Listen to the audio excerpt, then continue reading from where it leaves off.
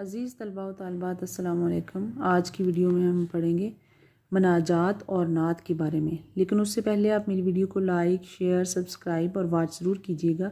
تو چلیں اپنے موضوع کی طرف آتے ہیں۔ آج ہم پڑھیں گے سب سے پہلے کہ مناجات کیا ہے۔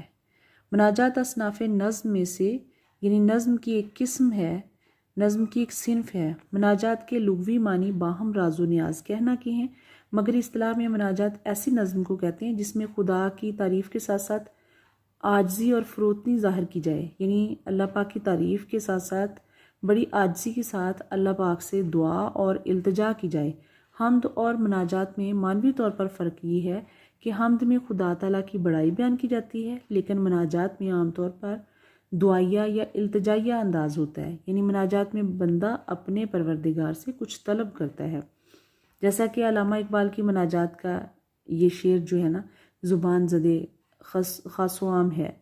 یا رب دل مسلم کو وہ زندہ تمنا دے، جو قلب کو گرما دے، جو روح کو تڑپا دے۔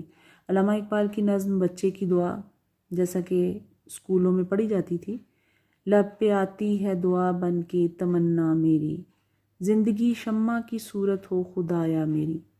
یعنی نظم کی یہ ایک ایسی قسم ہے جس میں دعا یا اللہ پاک سے التجا کی جاتی ہے۔